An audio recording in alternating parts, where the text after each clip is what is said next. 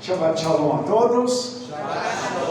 Hoje vamos falar da Parashá Vayikra, que é a última porção do livro de Bereshit, do livro de Gênesis. E esta Parashá, ela começa falando sobre a vida de Yaakov. A Parashá começa com uma palavra, Vayikra, e ele viveu. Eu gostaria de mostrar para os irmãos algumas coisas que eu julgo interessante. A palavra Vayikra mostra o seguinte, que Yaakov teve fases da vida. E agora ele está falando de uma fase em que ele termina o luto. Por quê? Porque ele estava de luto anteriormente, nós vimos nas porções anteriores, por causa da pretensa morte de Yosef, que, segundo ele, havia morrido, mas não tinha um corpo. Ele foi dado como morto, porém, ninguém achou o corpo de Yosef para que ele pudesse enterrá-lo e fazer todos os procedimentos naturais de um sepultamento. Agora, está dizendo que ele viveu. E é como se Yaakov tivesse ressuscitado, como se a vida dele agora fosse uma vida diferente. E é tão interessante, irmãos, porque hoje, no calendário judaico, 14 de Tevet, que dia que é hoje? Segundo a nossa tradição, é o dia que os milagres de Hanukkah cessam, e é dia de tirar o luto. Olha que interessante. Então hoje é dia de finalizar o luto e de começar uma vida diferenciada. E aqui Yaakov está dizendo que ele viveu. Irmãos, quando alguém tira o luto, isso significa que para ele tudo aquilo que o peso da morte acabou. E agora já está numa nova dimensão de vida.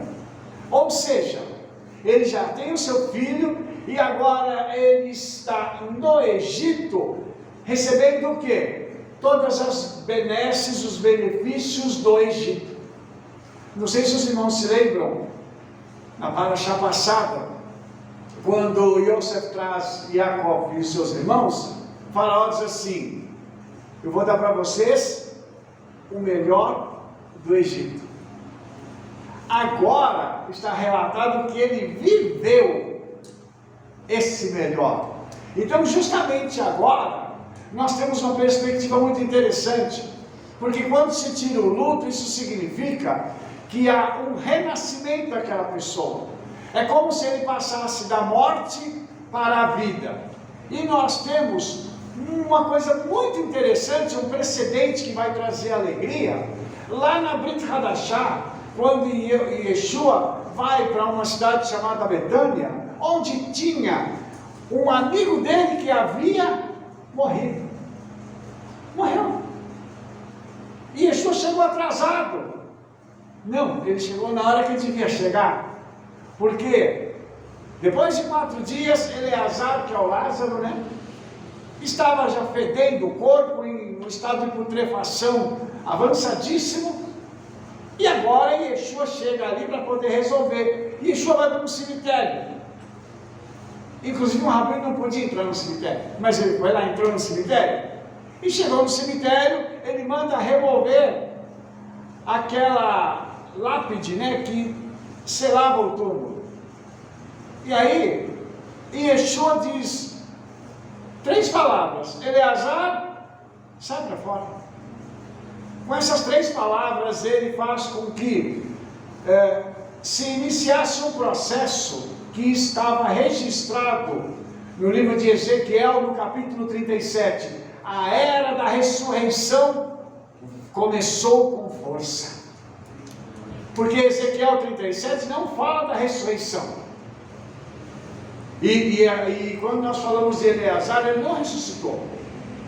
Na realidade, houve uma reconstrução. Assim como aqueles ossos secos foram reconstruídos para se tornarem aquelas pessoas que eram aqueles que tinham aqueles corpos, a quem pertenciam àqueles corpos. O nosso querido Eleazar foi restaurado, e restaurado de uma forma que ele agora tem saúde plena.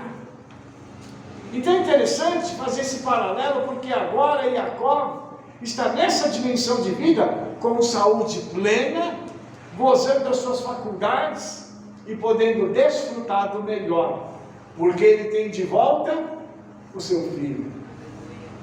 Então, como a restituição dele foi tão extraordinária que ela transformou o luto em alegria, e ele volta a viver.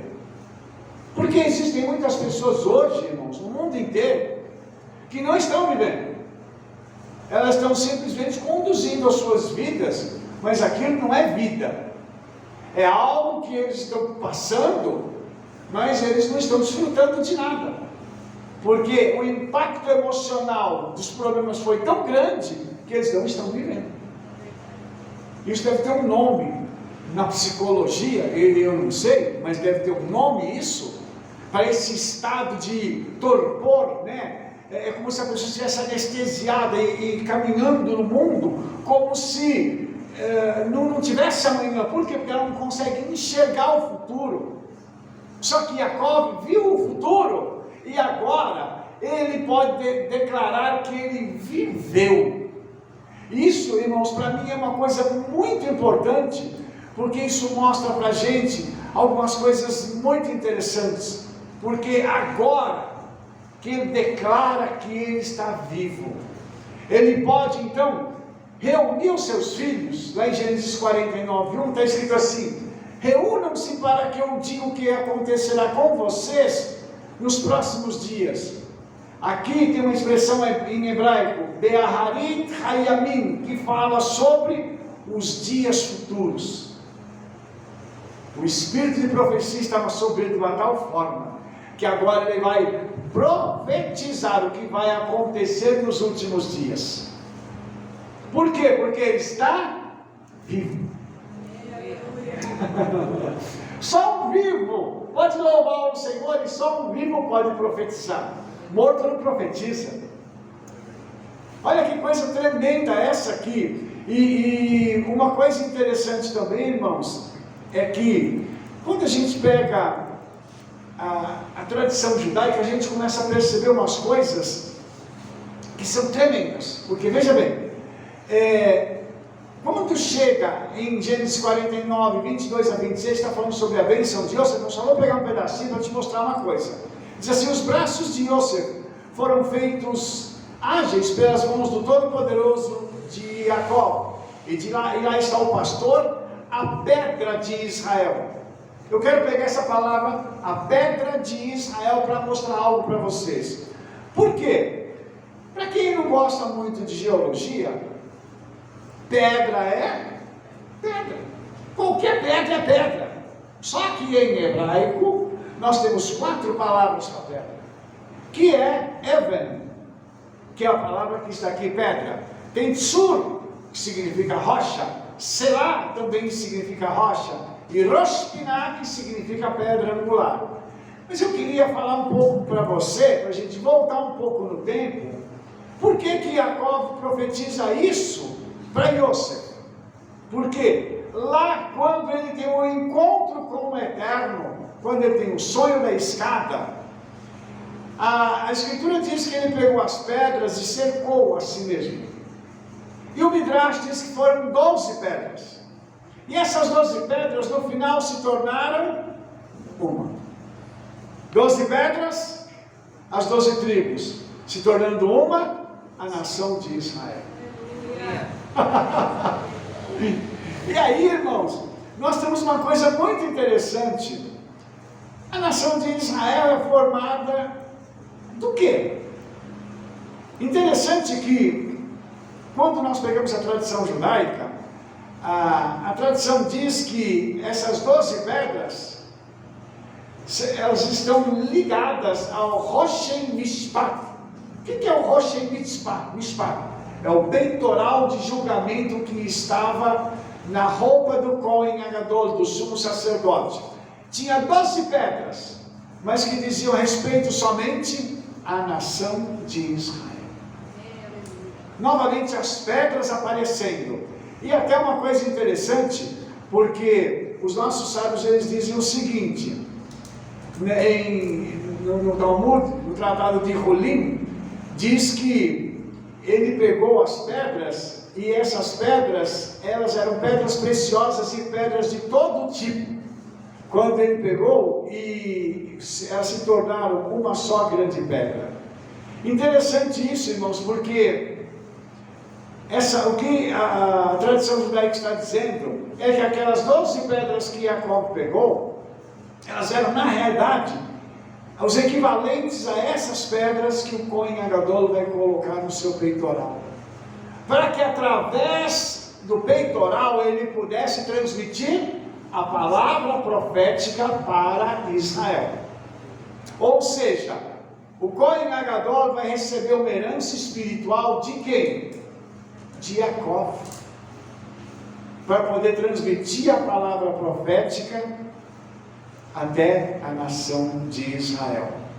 E aqui tem uma coisa muito interessante, irmãos, porque a palavra Roshen, quando você faz a gematria dela, que é o Roshen são as pedras, né? A gematria de Roshen é 358. E a gematria de Mashiach, 358. Quem eram essas pedras? O Mashiach. Essas 12 pedras que se transformam em uma, são o próprio Mashiach. E aí, irmãos, tem uma coisa interessante que eu quero mostrar para você, porque eu acho que é muito pertinente a gente mostrar isso. Só que antes de eu falar sobre a palavra Even, eu quero te falar sobre a pedra do Mashiach, que ela é a Even Shtiah, que é uma das palavras que eu citei aqui para falar da rocha. Even Shtiah, ela é a pedra da fundação do mundo. E segundo os nossos sábios, lá onde Abraão foi sacrificar Isaac, naquele lugar foi colocado um altar, e aquele altar foi colocado sobre uma grande rocha que era a Even Shtiah. E esse local onde Jacó deitou para dormir, segundo a tradição, é esse mesmo local. Ou seja, tanto Abraão quanto agora Jacó estavam em cima da mesma pedra. Essa pedra que é a pedra fundamental, que é a pedra que está ligada com o centro da criação do mundo. E o que isso é importante? Por que isso é importante? Porque a palavra pedra, Even, em hebraico, é composta de 3 letras: Aleph, Beit e Nun. E quando você pega Aleph mais Beit, nós temos Av, que significa pai. E quando nós pegamos Beit e Nun, nós temos filho. Ou seja, a palavra Even carrega dentro dela o pai e o filho. Aleluia. A rocha, quem é? Que carrega dentro de si o pai. Por isso, quando Yeshua disse assim, eu e o pai somos, ele estava se referindo àquilo que a tradição fala. Aleluia.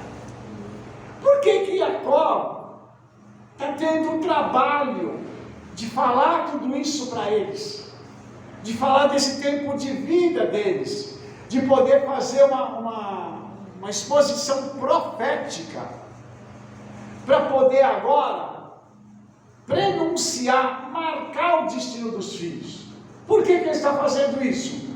Porque ele carrega dentro dele a unção do pai e do filho. Eu queria que você parasse para pensar uma coisa que eu acho muito importante também, é que essa pedra fundamental, o livro de Provérbios diz assim, Tzadik Yesod Olam, o Tzadik é a fundação da eternidade. Então, você e eu somos Sadiquim, justos. Então nós somos as fundações da eternidade, que se manifesta nesse mundo aqui. Por que você acha que nós temos uma conexão com a Evestia, com a pedra da fundação do universo, que é Yeshua? Por que você acha que nós temos essa conexão? Porque nós carregamos Yeshua dentro de nós. E nós carregamos o quê? A justiça, que se manifesta através do nosso dia a dia.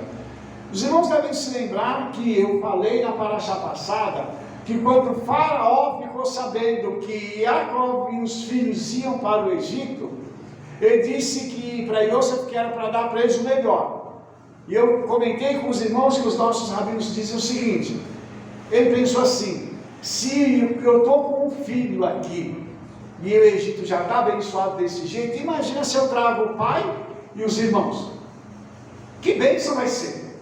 Então, pare para você pensar, como é bom nós termos o filho, mas o melhor é ter o pai e os demais, as cortes celestiais que nos acompanham. Viver numa dimensão diferenciada de vida. E eu quero mostrar para vocês, irmãos, essas características que eu acho que são assim extraordinárias. Mas extraordinárias por quê? Ele diz que esses anos de vida de Jacó foram 147 anos. Quando nós fazemos a gematria de 147, dá 12. Ou seja, esses anos todos, ele preparou, fundamentou a nação de Israel. Preparou tudo para que a nação de Israel pudesse vir à existência. E agora, ele iria fazer o quê? Ele iria liberar uma palavra de bênção sobre a nação de Israel, que ainda não existia de fato e de verdade, mas que estava ali presente através daqueles 12 homens. E é mais impressionante isso, irmãos, que nós vamos ver que na realidade eles não são 12, eles são 14. Por quê? Porque vai ter Efraim e Menache. E você vai perceber uma coisa interessante, porque o número 14, ele está ligado a Davi, e Davi é um dos nomes do Mashiach. Ou seja, mais uma vez nós temos aqui na gematria algo impressionante, fazendo a conexão com o Mashiach. Então, quando a gente para analisar isso, a gente começa a perceber o seguinte: a paraxá, ela tem muitas dimensões profundas, que nos remetem a esse tipo de situação, e que falam para a gente o seguinte: o homem, quando ele carrega uma unção profética, ele consegue discernir os tempos. Por isso, quando ele chama os seus filhos, ele diz assim: eu vou profetizar para vocês o que vai acontecer no fim dos tempos. E antes dele fazer isso, o que ele fez? Ele sabia que ele ia morrer. Como assim? Como assim? Você pensa num profeta, numa pessoa que tem uma comunhão estreita com Yeshua. Yeshua chega para ele e fala assim: Jacó, vou te recolher, arruma tudo, prepara tudo, porque eu vou te trazer para mim. Eu quero que você pare para pensar que isso se chama amor e intimidade. Porque a maioria das pessoas que eu conheço morre de surpresa. Surpresa assim, sem aviso prévio. Mas tem o justo, que o Senhor avisa. Diz assim: eu vou te recolher, se prepare. E aqui ele chama Yosef para pedir a Yosef algo, para que ele não seja enterrado no Egito. Por quê? Por que ele quer que ele seja levado de volta para Israel, para a gruta de Macpela? Ah, é só porque os pais dele estavam enterrados ali? Porque as esposas estavam ali? Não. É muito mais do que isso. É porque ele cria na ressurreição dos mortos. E ele sabe que quem está em Israel ressuscitaria primeiro, segundo a tradição judaica, obviamente. Então você imagina que ele gostaria de, no tempo da ressurreição, ressuscitar junto com os seus pais e as suas esposas. Pai, avô, esposa.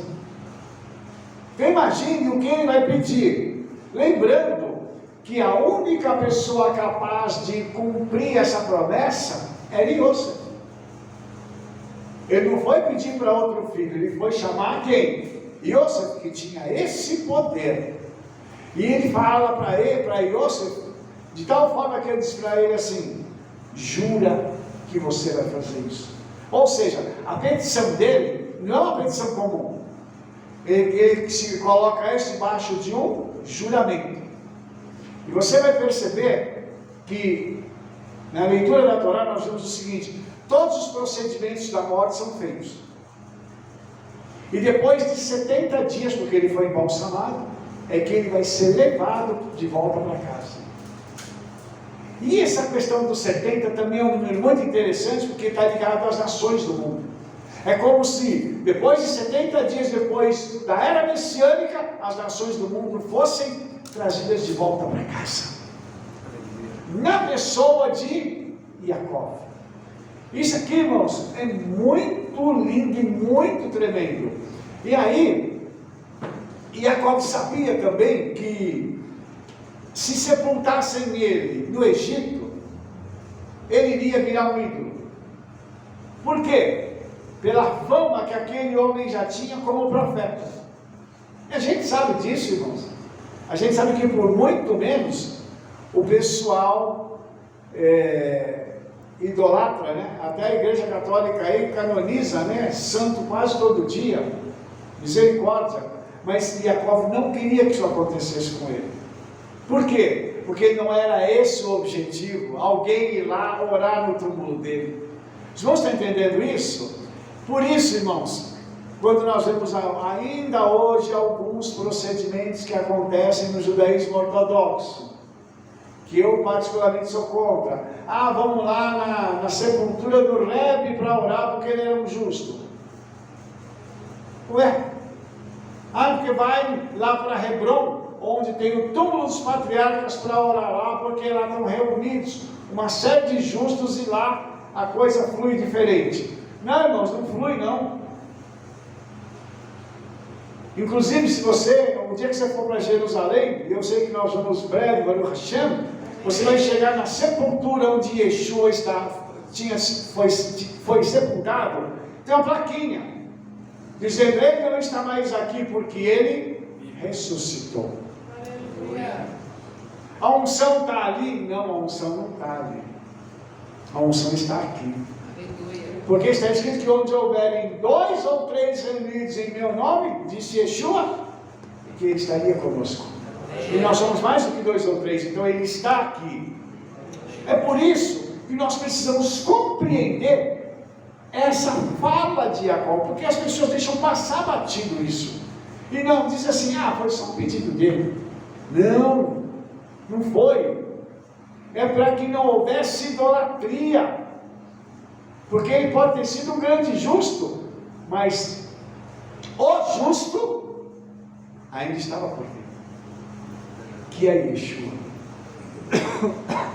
Pois não. Eu posso pôr um pontinho aqui do 17, né? Viveu 17 anos. Na verdade, 7 mais 1 dá 8, né? Então o 8 é o sobrenatural, né? Até o 7 é o geral, né, da terra.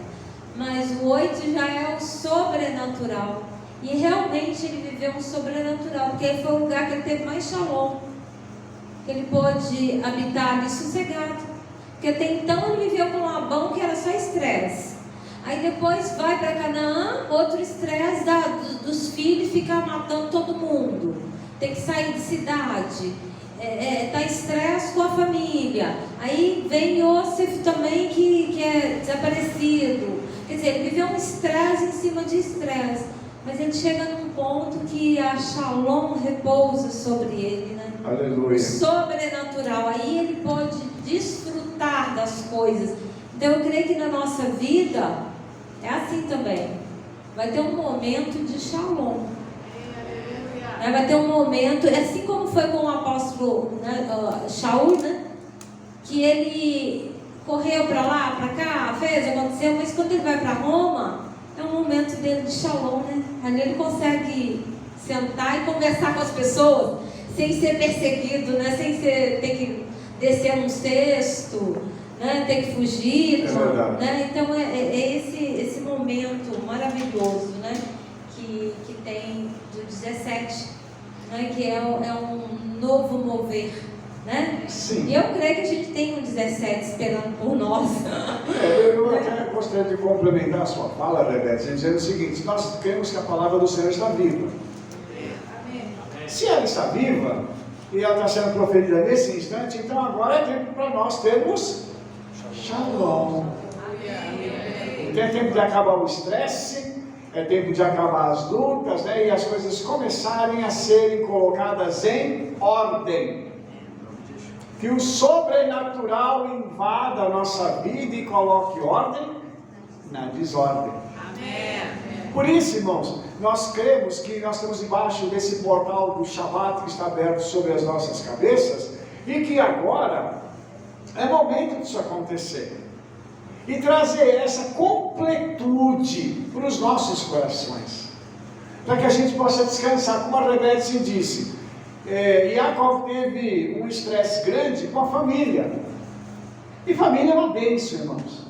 Família é maravilhosa. Mas tem hora que a família exagera, né? Vamos combinar aqui. Tem hora que família, a gente sente vontade até de vender a família para alguém, né? Só que a vontade vem e a vontade vai também. A gente acaba não vendendo, né? E aí, irmãos, nós percebemos algo. Que aquele tempo todo que ele passou com a família, o Senhor reverteu, o Senhor fez com que os seus filhos amadurecessem. E eu vou usar uma palavra mais forte aqui: eles se converteram. E agora estavam obedecendo ao Eterno, depois de serem amassados, confrontados com a verdade, agora eles estão num patamar diferente. Por isso, é bom a gente ser confrontado com a verdade, porque isso vai fazer com que a gente tome um choque de realidade. E o choque de realidade faz com que a gente olhe e fale assim: eu errei, eu preciso mudar de postura. E essa mudança de postura nos leva a uma situação diferente, ou seja, a conduta muda, as palavras mudam e as atitudes passam a ser diferentes. Então, voltando agora para Jacob, alguém chegou para Yosef e disse assim: teu pai está doente. Então os irmãos vão ver que isso aqui estão se passando, nós temos intervalos grandes aqui, não é um dia e depois do outro dia. A Torá não diz quantos dias isso aqui deu, mas agora Jacob está doente e Yosef toma os seus dois filhos, Menashe e Efraim. E aí, quando contam para Jacob que Yosef está chegando, o que ele faz? Ele se esforça e assenta sobre a cama. Isso significa que ele estava deitado, tá? E ele agora precisa ter que fazer um esforço sobrenatural para que ele possa se assentar na cama. Agora, por que as pessoas vieram a sofrer? Por que aconteceu isso? Aí o Midrash diz que cada patriarca fez um pedido diferenciado, né? O que Abraham fez? Todo mundo tinha aparência jovem até a época de Abraham. E o que acontecia? Abraham pediu que o Eterno desse para as pessoas sinais de idade. Qual foi o argumento dele? Se pai e filho têm a mesma aparência, como as pessoas saberão qual honrar ao adentrar no recinto? Os irmãos entenderam essa palavra ou não? Você quer que eu explique? Os mais velhos precisam ser honrados. E aí Abraão pediu para que as pessoas tivessem sinais de velhice, como cabelos brancos e rugas. Aí eu vou pedir para as mulheres, para vocês depois, quando chegarem lá no Orlando Jabá, conversa com Eva primeiro, depois vai bater um papo com Abraão.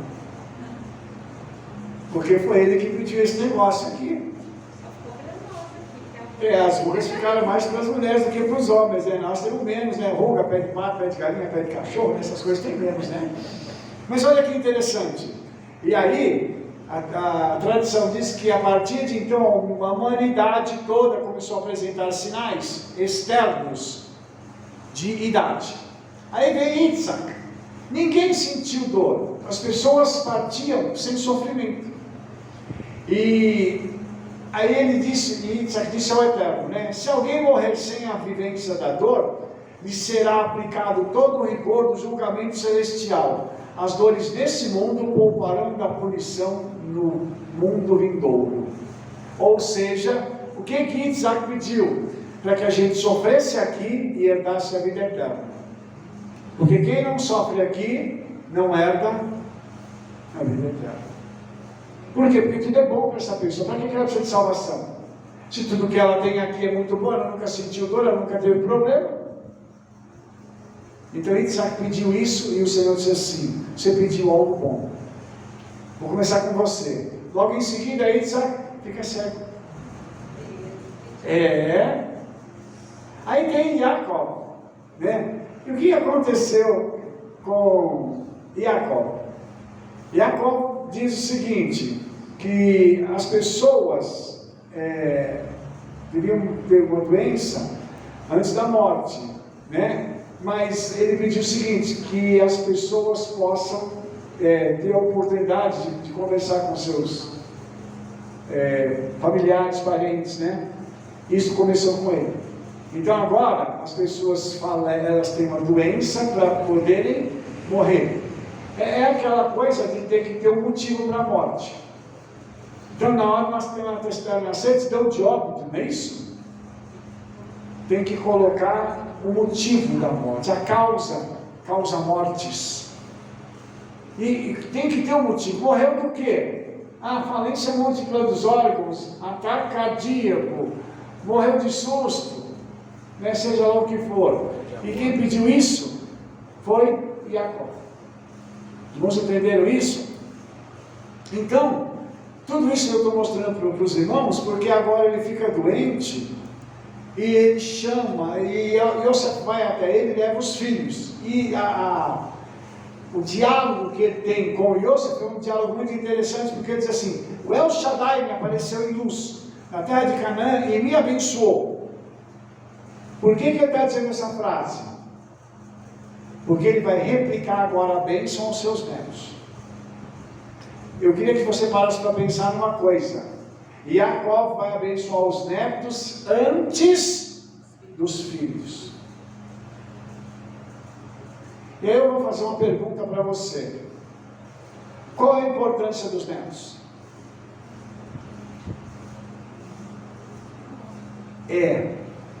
Até tem um livro, eu não me lembro agora o autor, mas o título do livro eu me lembro.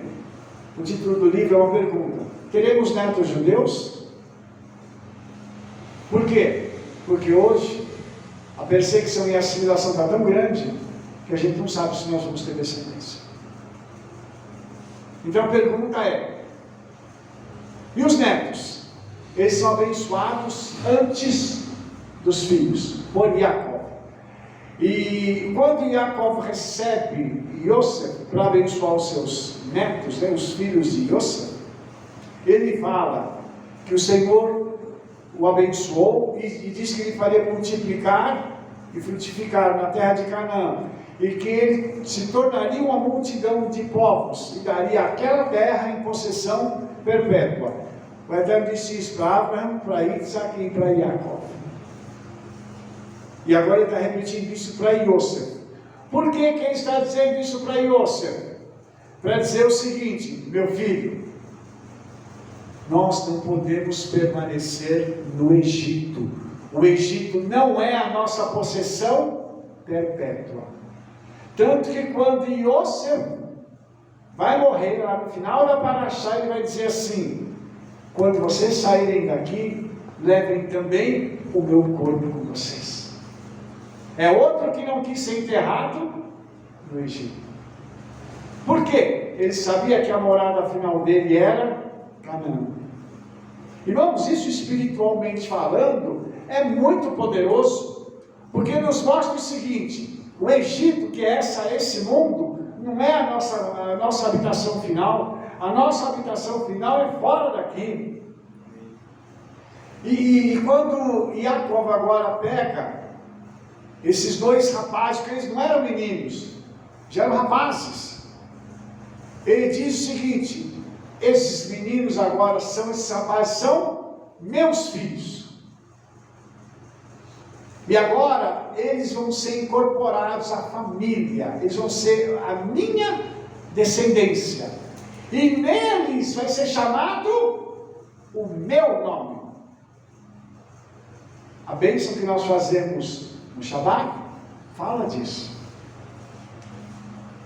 Que eles seriam chamados no nome de Jacó, dos patriarcas. Isso aqui é muito interessante, irmãos, porque mostra que Yosef gerou dois filhos, mas que não eram dele. Tanto que o Jacó vai falar assim: o que você gerar depois é teu, esses são meus. Você pode esquecer que esses são meus. É o avô profeta. Agora eu quero falar sobre profeta. É o avô profeta olhando para os dois e dizendo o seguinte: eles vão fazer parte da nação de Israel. Eles nasceram no Egito, mas eles são Israel. Você entendeu o que eu estou dizendo? Nós nascemos na diáspora, mas nós somos Israel. Por quê? Porque o nosso patriarca profetizou isso sobre nós. Irmãos, quem que é um profeta? Já parou para pensar quem que é um profeta? Que é aquela pessoa que vive entre dois mundos, que anda conectado com a eternidade de uma tal forma que as coisas acontecem nos céus, os decretos são emitidos nos céus, e o profeta recebe o quê? Uma palavra para trazer o decreto celestial do céu para a terra. Como ele traz o decreto? Através da palavra. Ele é o agente conector entre o céu e a terra. Profeta. E muita gente não gosta de profeta, porque profeta não profetiza só casa, carro, ou uma nova empresa. Aleluia, você vai casar com a Joaninha, e você vai casar com o Zezinho. Não é nada disso, não. Profeta que tem que se afirmar e dizer assim: para você saber que eu sou profeta. Ué, você não sabe que você é profeta? Como é que chama isso? Complexo de inferioridade? Ué, eu vou falar que vou revelar seu CPF. Meu filho, não precisa que você me revele CPF, não. Meu CPF está aí na internet. Qualquer um pode revelar meu CPF. O profeta de verdade, ele não se preocupa com isso. Ele não é escandaloso. Ele é cirúrgico nas palavras. Ele ouve o que está nos céus e entrega para poder materializar na terra. Simples assim. O profeta não precisa falar língua estranha para entregar a profecia. Existe um mito hoje de que se não tiver língua estranha, não é profecia. E eu quero dizer para os irmãos que a língua estranha é maravilhosa, e nós usamos as línguas estranhas em todos os momentos que o Espírito Santo nos permite. Mas a profecia não precisa de língua estranha, porque no meio pentecostal o pessoal diz assim: não for com língua estranha, não é profeta. E nós já tivemos muitas experiências. Eu já tive experiência de estar sentado diante de pessoas, profetizando para as pessoas. Eu não falei uma palavra em língua estranha. Ah, você estava na igreja, Rabino? Não, eu estava na casa das pessoas, estava em restaurante, dentro do carro, em vários lugares. A profecia não tem hora para ser enviada. É igual mensagem para o WhatsApp, vamos falar assim. Tem hora para se enviar a mensagem, a qualquer momento ela chega. Basta que a pessoa que vai enviar tenha uma necessidade. Quando há uma necessidade nos céus, o profeta local é contactado. O Eterno diz assim para o Espírito Santo: envia uma mensagem para ele aí, ó, e avisa a ele que eu quero fazer tal coisa, porque ele agora está no lugar certo para poder abrir a boca e declarar aquilo que eu vou fazer. Isso é profeta. Isso é aquela pessoa, aquele homem ou aquela mulher que é vazio de si mesmo. Profeta não deveria ter orgulho nem arrogância, porque o vaso dele tem que estar vazio para que o Espírito possa enchê-lo. O profeta tem que ser uma pessoa humilde. Eu fico vendo o profeta com gel. Nada contra o gel. Eu até gosto de vez em quando usar um gel aqui, né? Mas o profeta com gel, aquela calcinha apertadinha, aquela blusinha coladinha, né? E ele com aqueles trejeitos.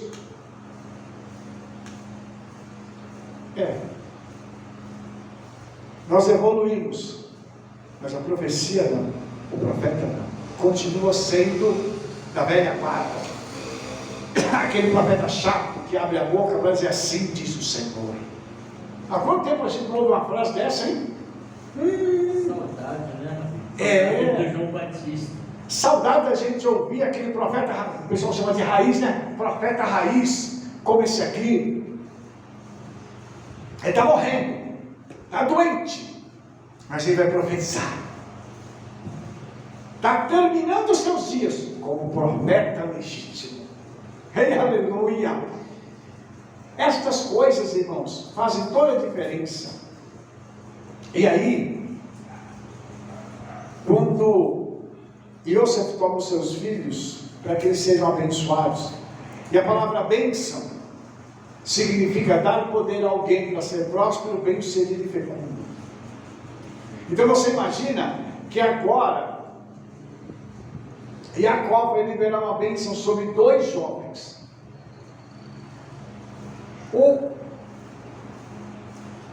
Aquele que é o mais velho, o primogênito, se chama Menashe. E o mais jovem, Efraim. Só que profeta é profeta. E quando Yosef coloca os dois diante de Jacó, Jacó faz aquilo que aconteceu com ele, ele cruza as suas mãos e coloca a mão direita sobre Efraim e a mão esquerda sobre Menashe, mostrando o seguinte, que o menor seria maior do que o primogênito. Nós já ouvimos essa história antes. E agora Yosef fica confuso e diz assim: não é assim, meu pai.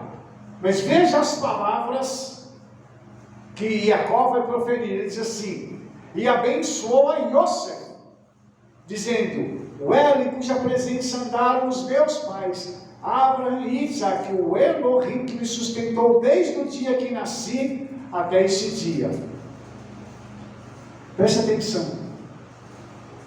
Ele está falando do pai e do filho.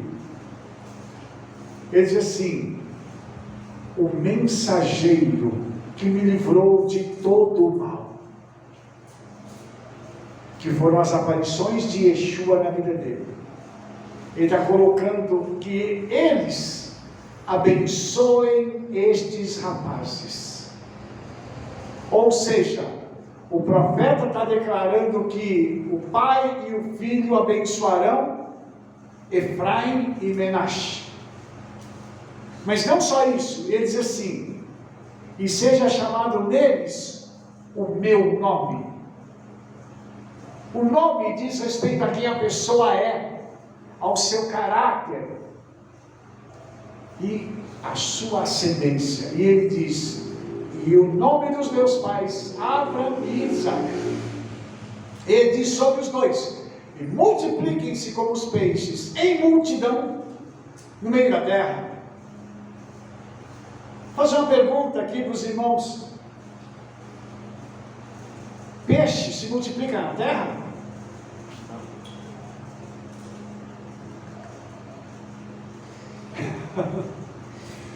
Nós temos um artigo lá no nosso site, no chamaisrael.com, que fala sobre o significado do peixe. O peixe está ligado ao judaísmo. Então, o que o nosso patriarca está dizendo? Que eles, como judeus, se multipliquem no meio da terra. Aleluia! Ele está usando uma figura de linguagem para mostrar o seguinte: que essa multiplicação não se daria como dos mamíferos, 1 a 1 ou 2 a 2, mas seria em milhares por vez. Aqui, irmãos, nós temos um precedente para dizer o seguinte: que essa multiplicação está sobre nós. Nós somos os descendentes de Efraim, e essa multiplicação está sobre nós.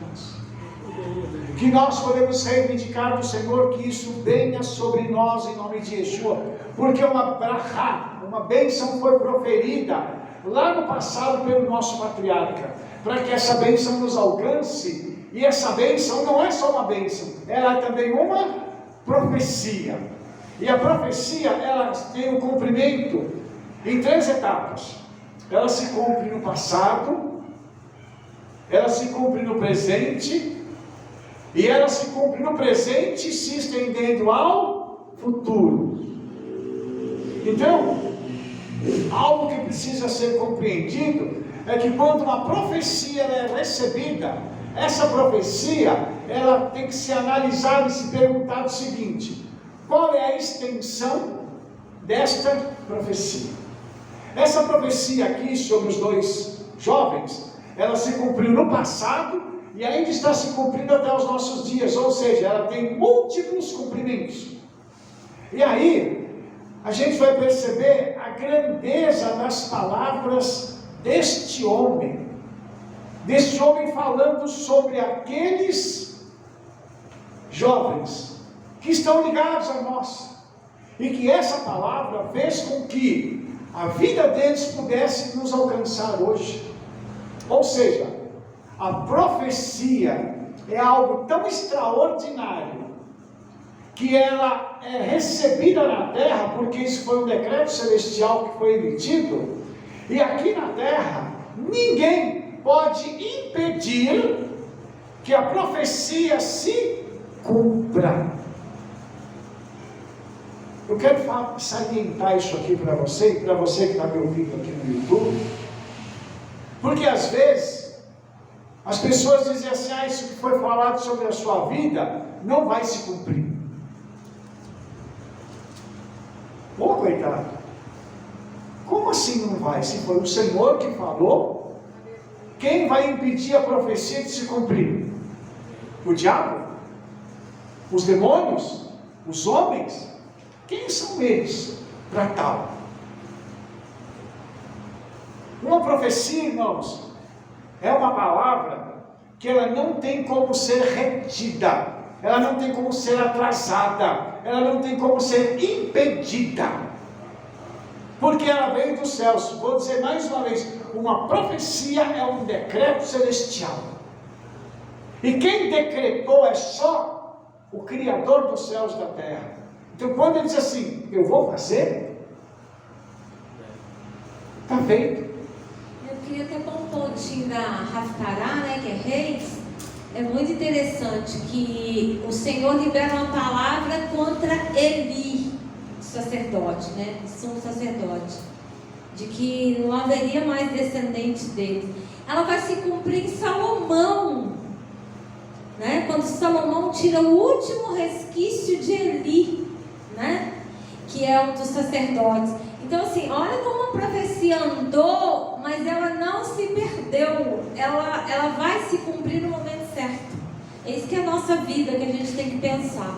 Ela não vai se perder, porque se o Senhor falou, Ele tem que cumprir, né, a profecia. E ela vai se cumprir ali. E aí o que vai acontecer? Ele vai colocar no lugar dos filhos de Eli o sacerdote de Pinhas. Pinhas, que tem um sacerdócio que é eterno diante do eterno, porque ele fez um pacto com Pinhas. Olha que lindo, né? E Pinhas está aqui em Números. Ela vai se cumprir lá em Salomão. Quer dizer, a profecia ela anda, né? Ela não se perde, ela vai estar presente na hora certa, né? É verdade. E a Rebésia falou da Haftará, né? A Haftará também tem a morte de Davi. E aí havia uma palavra profética de que quem sucederia Davi seria Shlomo, que era filho de uma mulher com quem Davi tinha pecado. Ele não era a pessoa, digamos assim, o candidato natural ao trono. Não era o candidato natural, mas era o candidato celestial. E tentaram fazer tudo para impedir Shlomo de assumir o trono. Mas quem já tinha sido entronizado nos céus, ou seja, na eternidade, Salomão, ou Shlomo, né, já tinha recebido a autoridade para reinar em Israel, não vai deixar de ser entronizado na terra. Então, isso é muito interessante a gente perceber, irmãos, como a palavra profética se cumpre. E até tem uma coisa interessante, porque um dos irmãos de Shlomo, que é Adonias, não é isso, Rebésia? Nós até falávamos sobre isso em casa. Adonias queria o trono, não conseguiu o trono.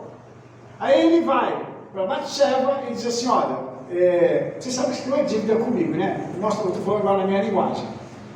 Eu é que devia reinar, mas eu podia estar reinando. Então vai lá falar com ele para me dar sulamita. Não é isso? Aquela moça que aquecia Davi no final da vida dele. Segundo a tradição, uma mulher assim, maravilhosa. E Adonias ficou de olho nela.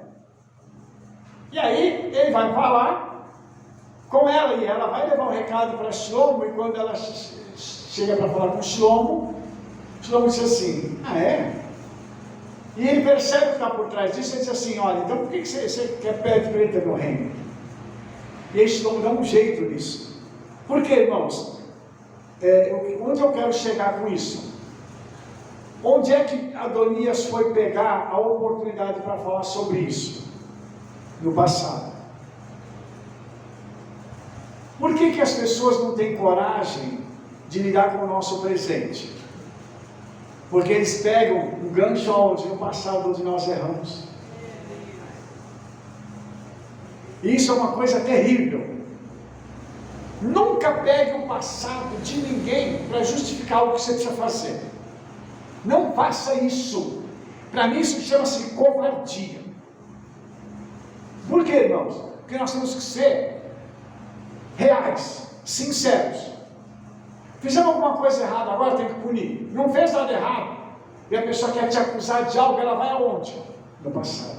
Ah, porque você fez isso há 20 anos atrás. Ué, mas aquela pessoa de 20 anos está aqui hoje? Irmãos, entenderam onde eu quero chegar? Isso se chama covardia. Então, nós vamos perceber na Haftará que o Adonias ele vai usar dessa covardia para tentar tirar algum benefício de algo que ele não conseguiu que ele queria, que era o trono. Por quê?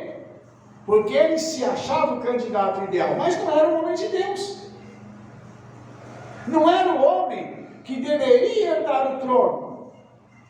As pessoas acham que elas têm direito ao sucesso, à glória, só porque elas se acham melhores do que os outros. Mas isso não se mede por capacidade, se mede por espiritualidade, pelo coração. O trono de Israel é para homens de Deus, que vão ser também reis. O ministério não é para gente que quer ganhar dinheiro. Quer ganhar dinheiro, vai fazer alguma coisa no mundo, aí vai ter um trabalho secular, vai abrir sua empresa, ou vai trabalhar de CLT em algum lugar. Ministério é para quem tem um chamado de Deus para poder fazer uma obra e guiar a vida de pessoas que precisam de orientação. Você vai ver aqui Jacob agora abençoando esses dois meninos e mudando o destino profético deles. Porque agora Efraim vai ser maior do que Menaxe. Vai ser por quê? Porque no céu ele era maior. Mas precisava alguém na terra determinar isso. Os irmãos entendem isso? Nós precisamos compreender que no céu existem decretos para mudar a nossa vida. Aleluia. Mas não é para a gente ganhar dinheiro. O dinheiro, já te falei, é uma ferramenta para abençoar a vida das pessoas. É para mudar o nosso caráter ministerial. É para a gente olhar para a situação e falar assim: eu sei o que eu vou fazer, eu vou orar agora, eu vou profetizar aqui. Aquele homem estava fazendo o quê? Ele estava diante de dois jovens. Ele já meio cego olhou e disse assim, o Espírito Santo disse assim: você faça isso agora. Na hora ele recebeu a notícia e a profecia. Você acha que ele ia fazer diferente? Ele era profeta, não doido. E profeta obedece. O profeta ouve a voz dos céus e obedece. Então, por que eu estou mostrando tudo isso para você?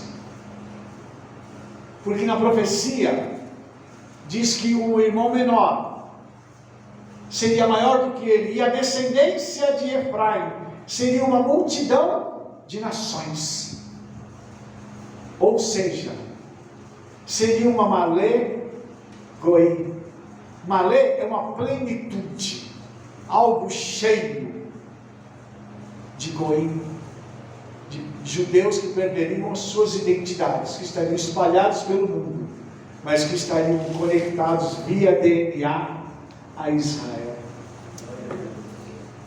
Para cumprir o que foi dito a quem? A Abraão.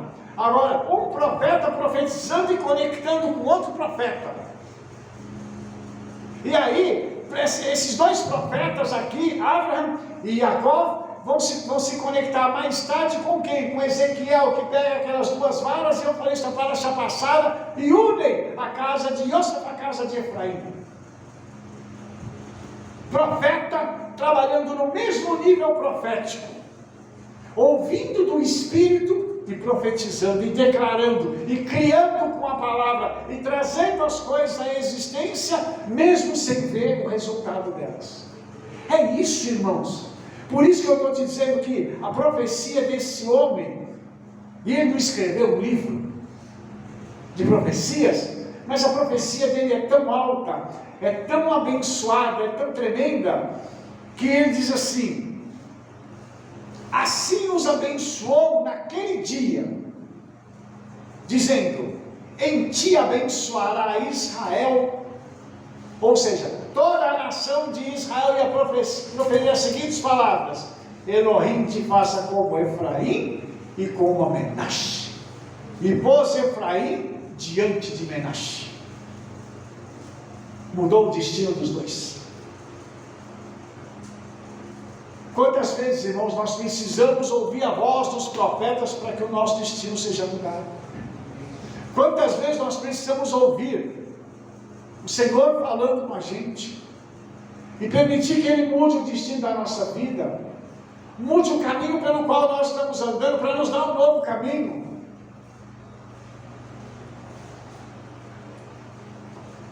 Nós precisamos de um encontro com o profeta que esteja conectado com os céus. E quando ele pegar e colocar a mão na nossa cabeça, ele vai dizer assim: eu agora vou profetizar e vou te abençoar com aquilo que os céus estão me entregando. Sem precisar de bagunça, sem precisar de pula-pula, rodopio, só abrindo a boca e declarando o que os céus estão dizendo.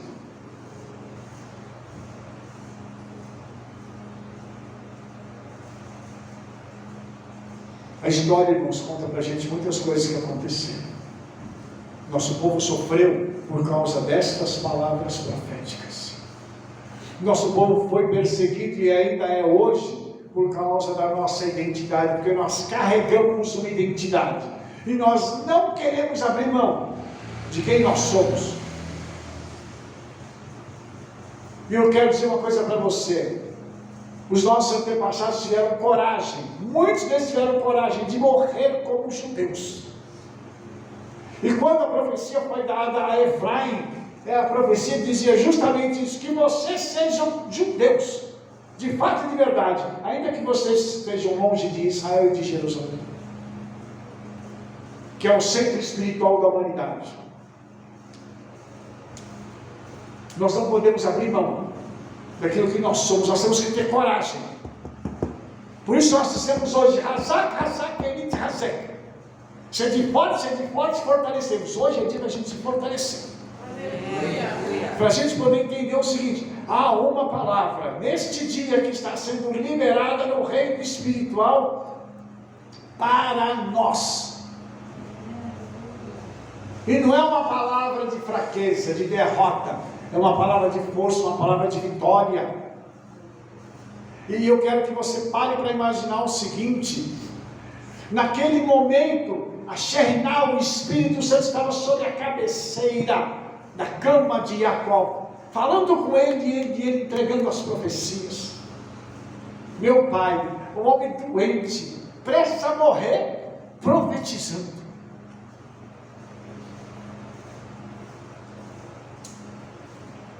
A vitória é só para aquele que é forte. A vitória não é para o fraco. A vitória é para quem é forte, irmãos. E nós precisamos levantar os nossos olhos para dizer assim: eu quero ser como esse homem.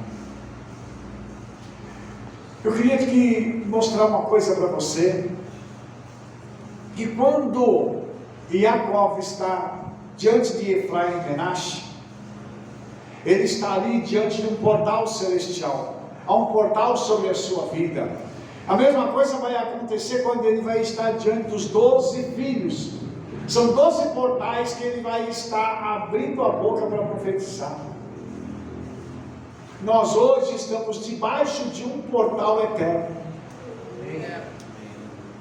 Por isso, irmãos, nós temos que ter consciência do que está acontecendo no tempo. Aqueles foram dias que Jacó abriu a boca, acessou o portal celestial, sacou a profecia e entregou. O que você está fazendo com a palavra que está sendo dada para você nestes dias? Você tem orado e dito assim: Senhor, eu estou sacando a profecia para eu poder entregar. Você acha que o mundo não está passando pela influência profética do Eterno? Você acha que Yeshua não está agindo no mundo?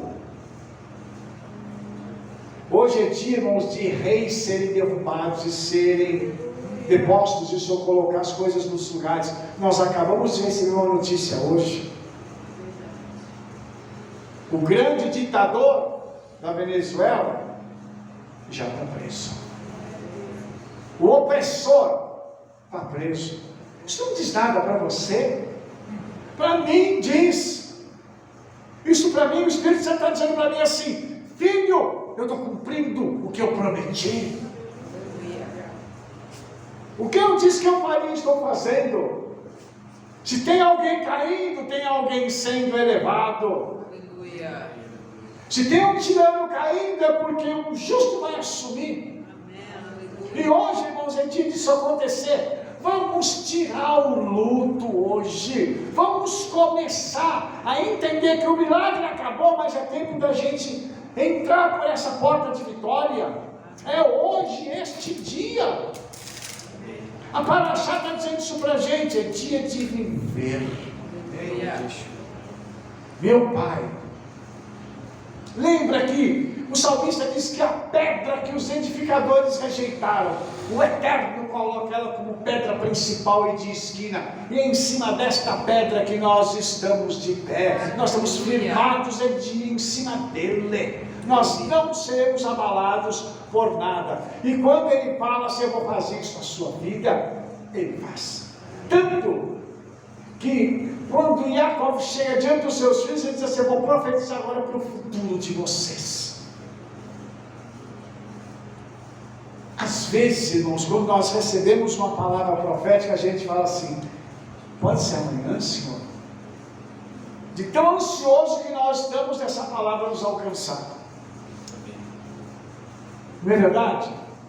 Às vezes a gente quer que ela se cumpra amanhã, mas nós temos que ser preparados para que a profecia se cumpra.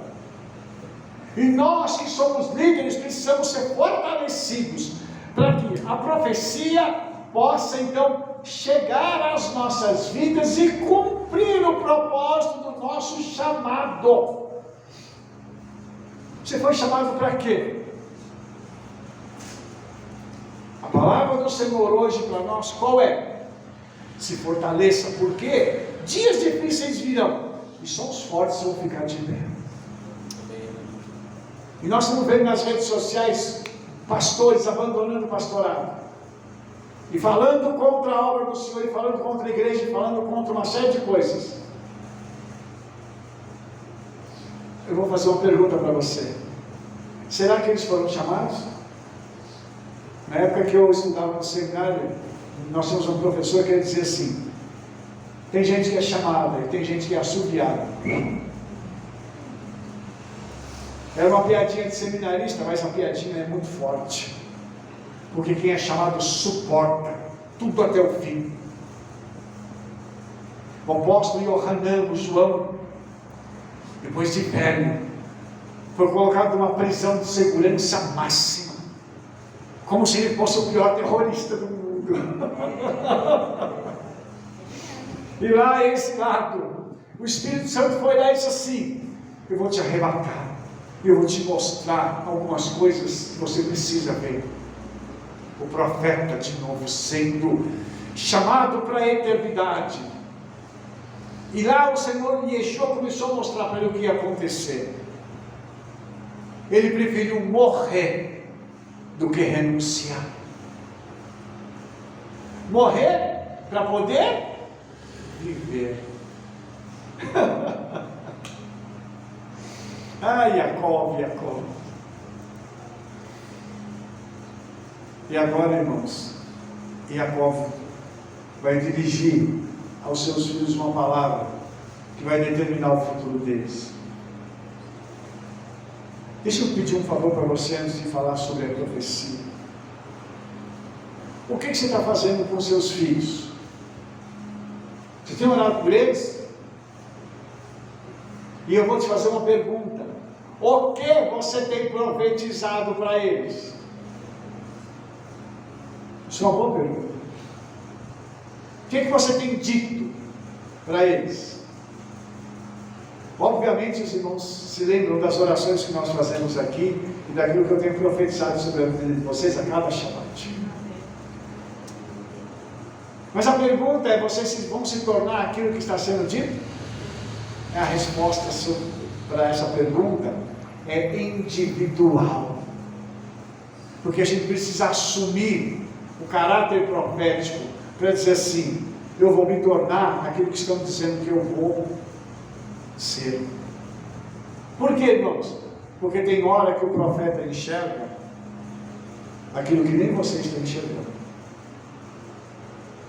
Tem hora que o homem de Deus, uma mulher de Deus olha e diz assim, o Senhor vai fazer assim.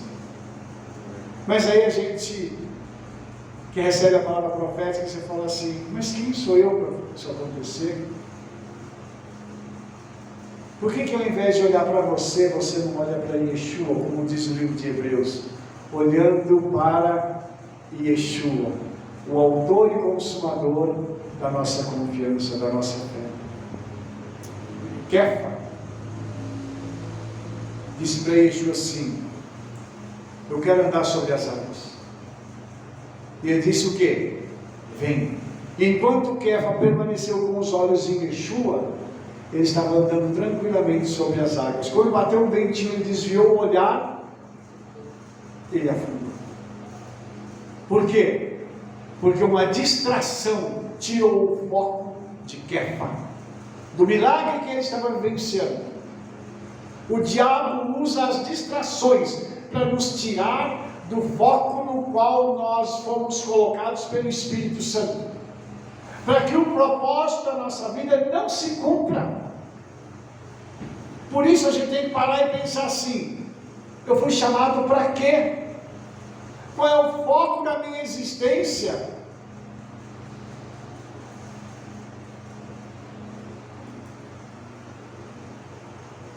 Que o Eterno possa te igualar a Efraim e a Menache. Que você se multiplique como os peixes, muito, no meio desta terra. Essa é a palavra. Mas eu tenho que assumir isso e falar assim: Senhor, me diz como é que isso acontece. Me diz como é que isso vai se cumprir na minha vida. A profecia, irmãos, ela vai se cumprir a partir do momento que eu disser assim: eu quero, eu creio. E a Bíblia diz que tudo é possível ao que crê. Tudo. Eu queria te fazer uma pergunta: o que é tudo? Qualquer coisa.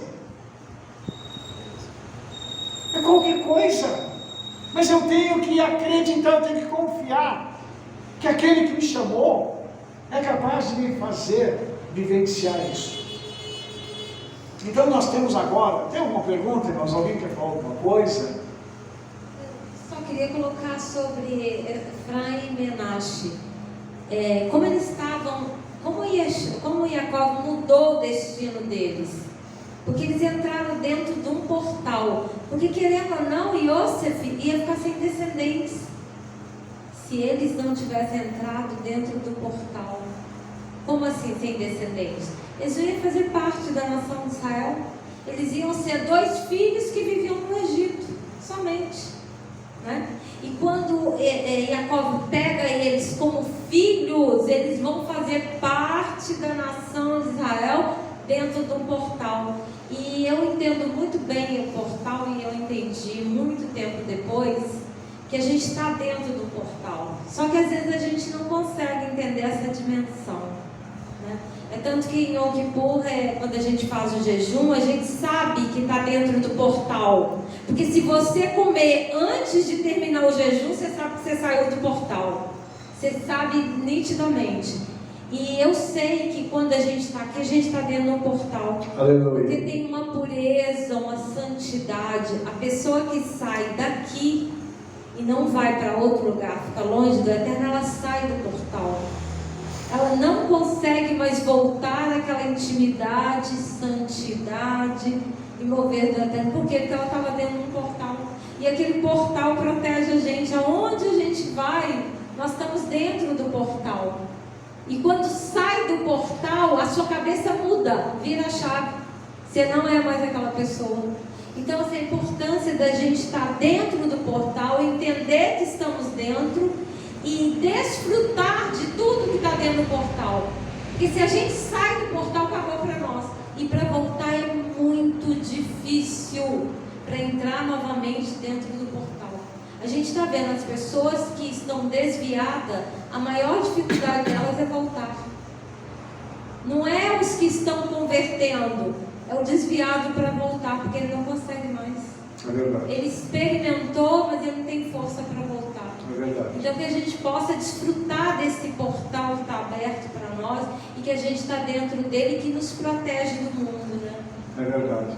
E o que a Aranete acabou de falar, o patriarca, quando ele é profeta, ele percebeu que para fazer parte da nação de Israel, ele precisaria sacar 2 filhos e colocar 2 netos. Aí vem a importância dos netos. para cumprir o papel dos pais. Quem é que ele vai tirar? Yosef e Levi. Porque Levi vai ser uma tribo à parte, para receber uma herança espiritual e não uma herança física. Ele viu um futuro, irmãos, por favor, entenda o tamanho da questão profética. O profeta, ele vê o futuro, e quando ele abre a boca, ele certamente não tem a dimensão do que vai acontecer, mas ele sabe da necessidade de abrir a boca para determinar aquilo. Então, é muito importante a gente andar no Espírito, porque quem anda no Espírito consegue enxergar as coisas que outros não enxergam. Rebeca falou agora, nós estamos debaixo do portal, dentro do portal, enxergando coisas espirituais que as pessoas que estão lá fora não têm ideia que existem. Não tem ideia que se você e eu seguimos princípios espirituais, a nossa vida é transformada.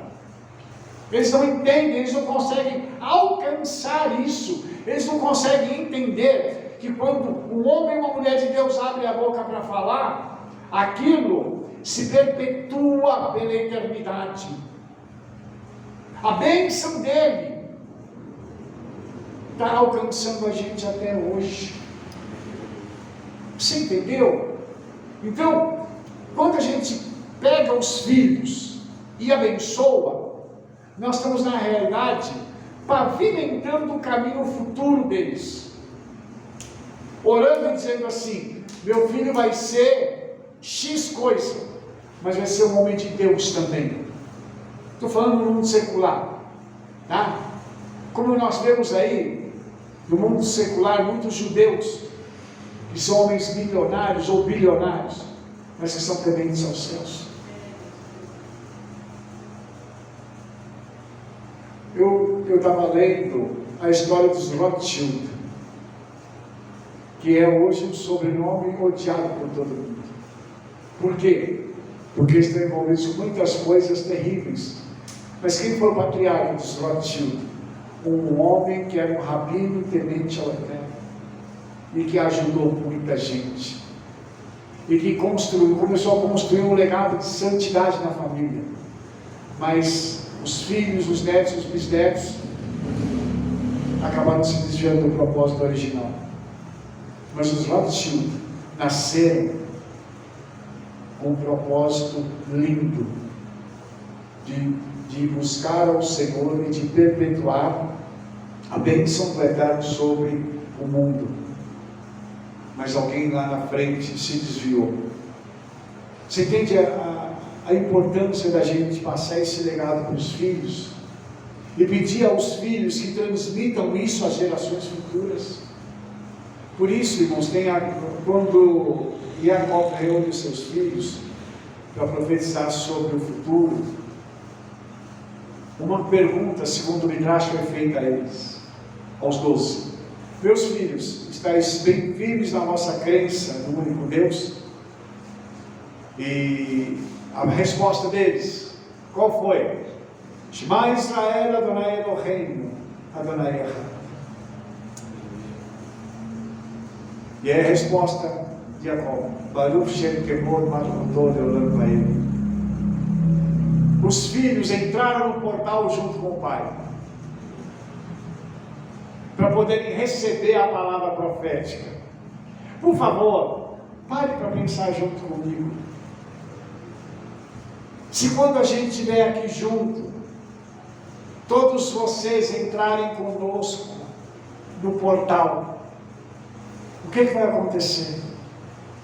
A palavra profética do Senhor, o mover dele vai estar liberado entre nós, para nós podermos ouvir e declarar esta palavra. Por quê? Porque isso vai determinar como será o nosso futuro. Então a gente precisa parar para pensar nisso, o momento, entender o tempo. Lembra que na eternidade só tem presente, para nós não.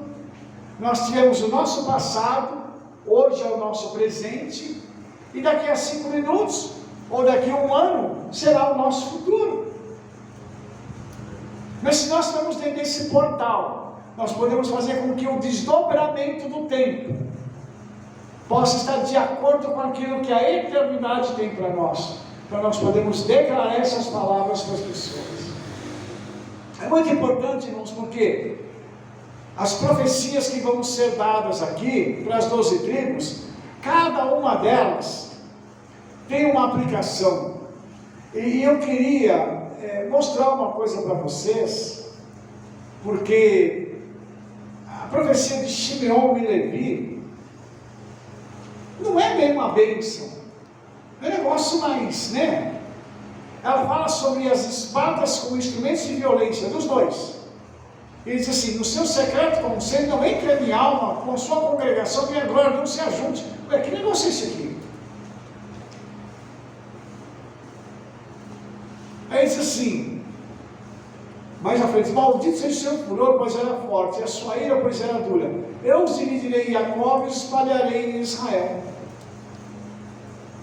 Você lembra o que o Senhor fez com os levitas? A tribo de Levi tomou. Vocês são bravos? Vou chamar vocês para o ministério. Vou avançar vocês aonde? Com a minha palavra. E vou fazer o quê? Vou dividir a tribo de Levi em toda a nação de Israel. Olha que interessante. Por quê? Porque eles agora iam cuidar dos irmãos espiritualmente. Aqui tem um precedente, irmãos. E eu brinco de vez em quando com isso, mas não é brincadeira, né? É verdade. A maioria dos homens que eu conversei, pastores, líderes, eram pessoas que tinham um gênio meio ruim, inclusive eu. Meu gênio não era ruim, era péssimo. E o Espírito Santo está trabalhando num processo de avançamento. 45 anos sendo avançado. Ah, Rabino, você está no ideal? Eu acho que não, eu acho que cabe mais alguma coisa aqui. Por isso, de vez em quando, eu tomo umas lapadas do Espírito Santo, para ficar mais manso, né? Além de ter um freio de mão em casa, que é a minha cabeça, né, amor? Aleluia. E eu digo isso com o maior carinho, irmãos, porque a gente percebe que essa palavra sobre Levi é para quem foi chamado para o ministério. É para a gente entender o que significa o ministério. Nós fomos chamados para avodar, para servir. Nós não fomos chamados para ser servidos. Lógico, irmãos, tem as coisas que a gente precisa que a congregação faça por nós. Mas nós somos chamados para servir. Para a gente perder noite de sono orando, né? O Espírito Santo acorda a gente de madrugada, vai orar para fulano, ora para o ciclano. Ou de vez em quando a gente pega o telefone, né, manda uma mensagem: como é que está? Você acha que isso é à toa? É porque o Espírito Santo fala comigo assim: pergunte a eles como eles estão. Nós temos amor envolvido nisso. E a tribo de Levi é aquela tribo daqueles cuidadores, que tinham que ser também especialistas na palavra do Senhor para poder ajudar o povo. Manso. Por quê? Porque também os levitas iam cuidar das cidades de refúgio. E quem é que ia para a cidade de refúgio? Os bandidos, que tinham cometido os crimes de forma inadvertida. E tinham que estar lá. E aí eles só iam sair de lá quando o Cohen Agadol, o sumo sacerdote, morresse. E aí a mãe do Cohen Agadol orava para ele não morrer. E as mães dos que estavam na cidade de refúgio oravam para o Cohen Agadol morrer. Olha que coisa terrível. Levava bolo, levava as coisas para os presos, né? Para falar assim: vocês estão sendo bem cuidados, tá? Fica tranquilo, aqui não hora para o meu filho morrer não, tá? Entenda isso, irmãos, como que os levitas tinham uma cidade para que os bandidos fossem para lá para serem restaurados. A gente tem muita gente que fala mal da igreja, mas na igreja, quanta gente foi restaurada? Na igreja evangélica eu estou falando, quanta gente foi curada, quanta gente foi transformada. São os evangélicos que vão lá para o presídio para pregar lá para os presos. E diga-se a verdade, nós nunca fomos no presídio.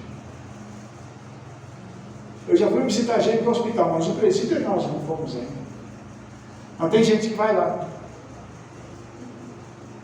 E tem uns cabeças de bagre aí, com todo respeito, né? Mas eu preciso falar isso, que falam mal dos evangélicos. Eles são nossos irmãos, fazem parte do mesmo corpo. Alô? Lembra disso? Eles são as 10 tribos perdidas, estão ali também. E nós temos um trabalho de cuidar de pessoas, de ir atrás de pessoas, de abençoar pessoas. Por quê? Porque Levi recebeu essa determinação. E Levi, lá na frente, ele foi um instrumento do Senhor para manter a Torá e a tradição judaica. E depois isso ficou mais forte quando surgiu um grupo de judeus no século I chamado Perushim, os fariseus. Tem gente que diz que todo fariseu era ruim. Mentira. Tinha uma parte dos fariseus que não prestava, mas o restante prestava sim. Inclusive os judeus ortodoxos hoje, aqueles que andam de preto, são o quê? Eles dizem que eles são os descendentes dos Perushim, que eles preservam a pureza da Torá. E por que, irmãos? Porque alguém tem que cuidar das coisas espirituais. Mas para cuidar das coisas espirituais, você tem que abrir mão do resto da vida. E aí eu pergunto, quem que abre mão da vida? Quem que abre mão dos seus desejos, dos seus sonhos, de não ter férias? Por quê? Porque você tem que cuidar da vida das pessoas. De não ter sossego, porque o seu telefone tem sempre alguém pedindo alguma coisa. Tem que ser um chamado. Os irmãos entendem que quando Jacó profetiza, ele está querendo dizer o seguinte: cada um de vocês vai para um lado. Tem aqui os empresários, tem aqui as pessoas que iam viajar, tem aqui as pessoas que iam fazer fortuna, tem os estudantes da Torá, mas tem aqueles que iam entregar a sua vida para cuidar do povo, que não iam ter nem salário. E é por isso, irmãos, que a gente percebe que a profecia de Jacó é tão tremenda, porque o resto da nação ia cuidar do dinheiro, para cuidar desses que eram os mais bravos e que estavam sendo amansados pela palavra do Senhor, para que eles pudessem cuidar dos levitas e dos sacerdotes. Nós ainda estamos longe disso, irmãos. Longe. Eu falo para vocês que nas festas eles levavam presentes para os sacerdotes e para a família dos sacerdotes e para os levitas. Poucas vezes aconteceu conosco isso, né? Você entendeu que a gente não está compreendendo a palavra do Senhor? A gente não entende a palavra. A gente não dá atenção para essas coisas. Por quê? O rabino e o rebelde são tão comuns. Não é verdade? É igual Yeshua. Vivia na sua cidade. Ele foi lá fazer milagre. Mas é aquele filho do carpinteiro? A mãe de Deus, irmãos, eles estão ali entre nós. Quem que é esse cara?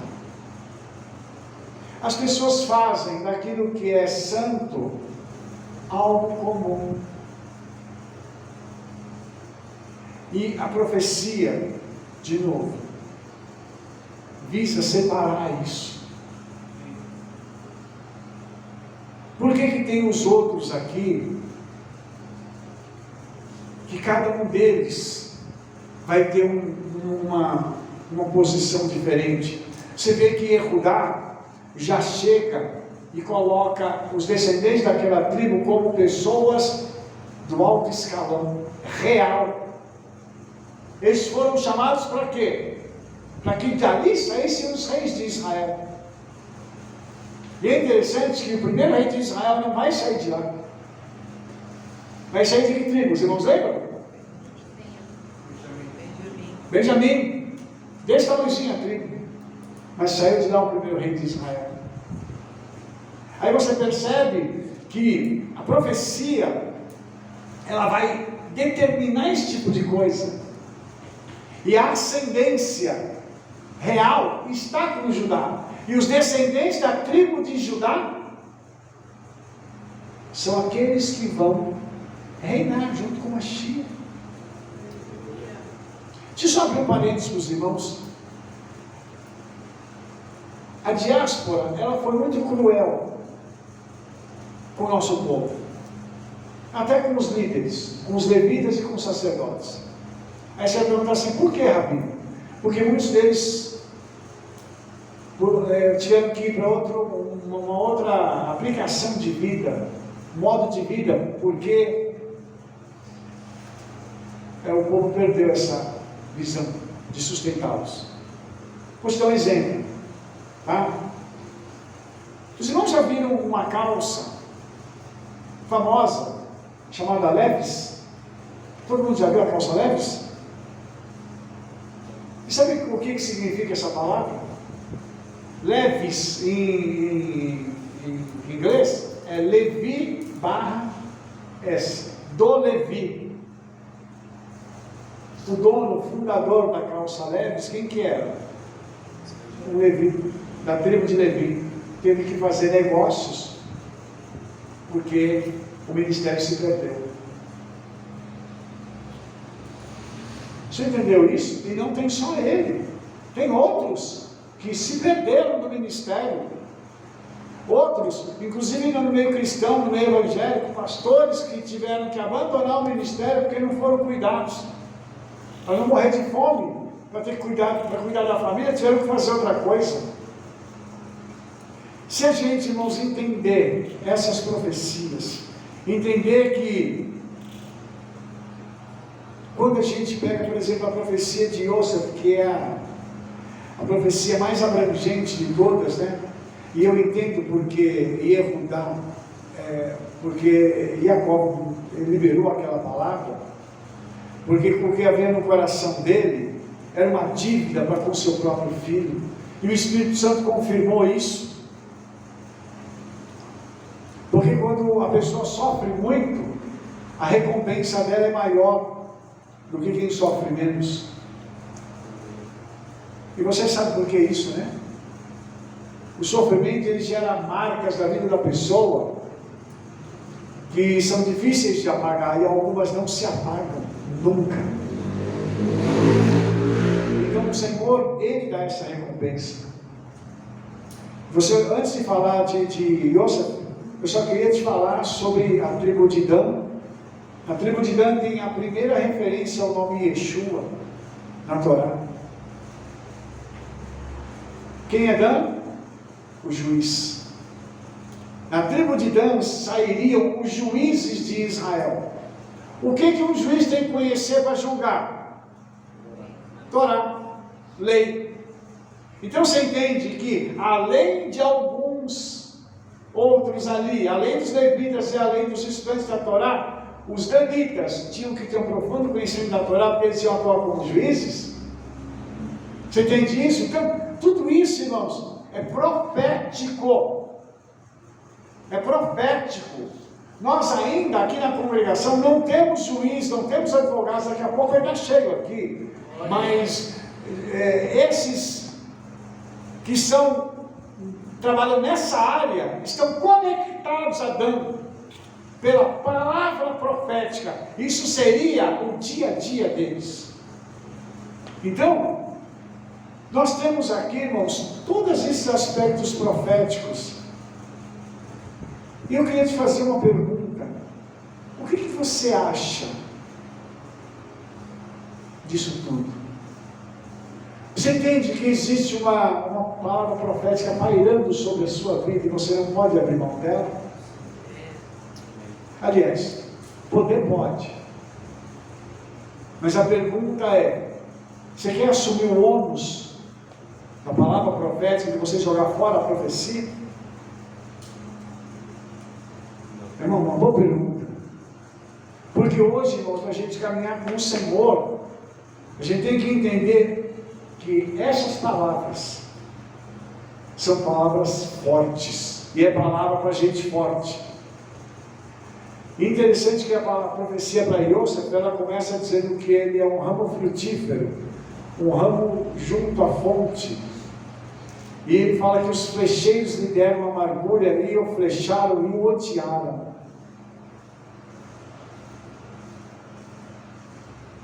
Eu não sei de você, mas quantas vezes pessoas se levantaram contra nós e nos traíram, e nos odiaram, simplesmente porque nós falamos a verdade. E Yosef sofreu tudo isso. E os descendentes dele, Efraim e Menache, carregam essa mesma opção. Efraim é duplamente frutífero, isso está sobre nós. Mas também os flecheiros vêm contra nós. E aí nós lembramos do Rabino Shaul falando sobre as setas inflamadas do maligno, que com o escudo da Emuná nós apagamos. Quantas vezes o diabo dispara flechas contra nós, mas nós temos essa unção e essa palavra que diz que nós podemos apagar isso, porque nós fazemos parte de uma tribo, descendentes de uma tribo, que havia uma palavra que estaria sob ataque. Então, a gente precisa parar para entender isso. Nós somos filhos frutíferos do Senhor. Lembra de Even, da pedra? O pai ligado com o filho. Então, nós somos frutíferos porque o Pai nos conectou a Yeshua e permitiu com que nós tenhamos então essa condição de nos tornarmos pessoas frutíferas.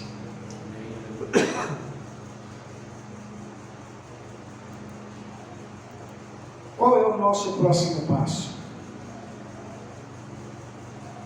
É nós entendermos que essa pedra sobre a qual nós estamos é a pedra que foi colocada como a pedra que dá sustentação ao mundo, tanto ao espiritual quanto ao mundo físico. E entender que nós podemos transitar entre o mundo físico e o mundo espiritual em cima dessa pedra.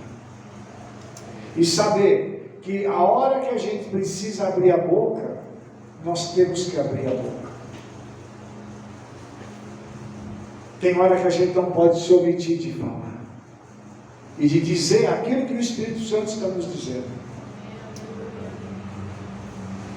Com o Messias nós estamos dentro de um plano profético que é tremendo, porque nós conhecemos o Mashiach ben Yosef, o Messias filho de Yosef, e estamos esperando para encontrar com o Mashiach ben David. Nós vivemos as realidades do Mashiach ben Yosef, mas nós vamos desfrutar no futuro das realidades do Mashiach ben David.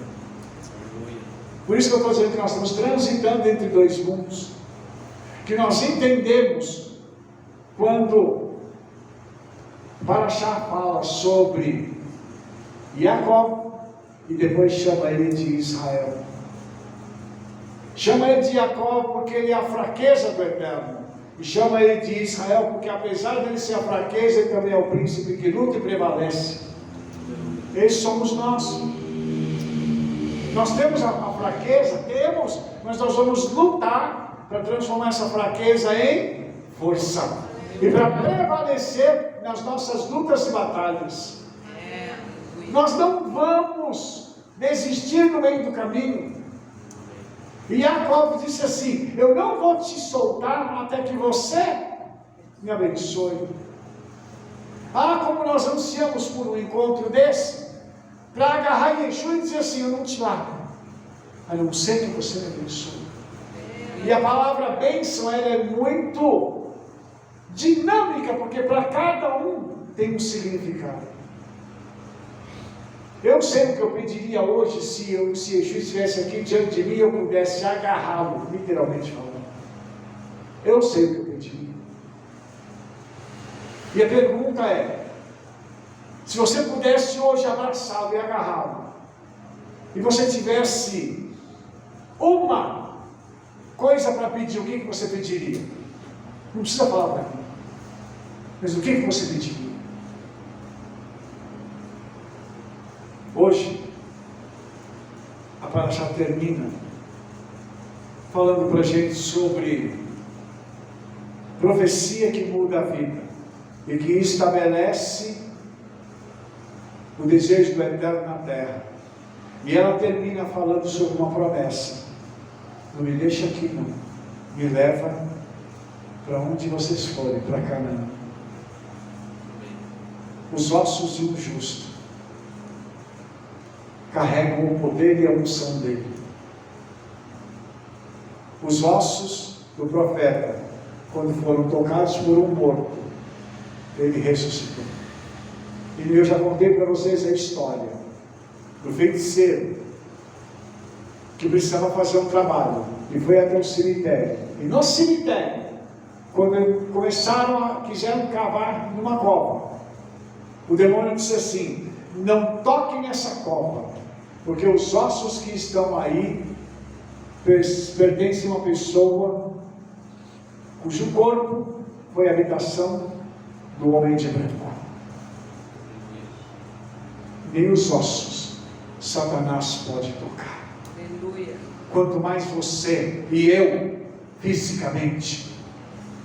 A palavra ainda está de pé e a profecia ainda está valendo.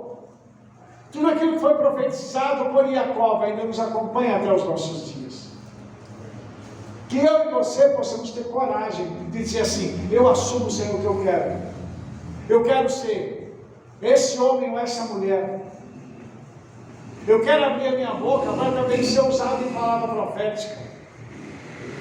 Mas lembre-se, todo dom tem um preço. Todo ministério tem uma renúncia. Mas toda renúncia nos coloca num patamar diferenciado diante do Senhor. Que o Eterno nos ajude para que nós possamos decidir o que nós queremos na nossa vida daqui para frente. Porque essa Paraxá vai marcar uma transição. Depois da morte de Yosef, quando o próximo livro da Torá começar, ele já vai começar muito tempo depois, para falar do libertador. E é por isso que eu quero deixar essa palavra para você essa tarde e dizer para você: a profecia continua de pé, os profetas ainda existem, e a nossa boca pode se tornar um veículo usado pelo Eterno, para que através do Ruach HaKodesh nós possamos mudar a vida das pessoas usando o nome de Yeshua. Meu querido, se você chegou até aqui, eu quero te abençoar agora e te dizer o seguinte: toda essa palavra vale para você. Que o seu destino hoje seja mudado pela palavra profética e que ela te alcance, te colocando no lugar devido que o Senhor tem para a sua vida. Assim como Jacó profetizou sobre os seus filhos no futuro, eu quero declarar que o teu futuro seja brilhante em Yeshua e que você esteja conosco sempre. Shalom, shalom, shavuot tov, toda rabá.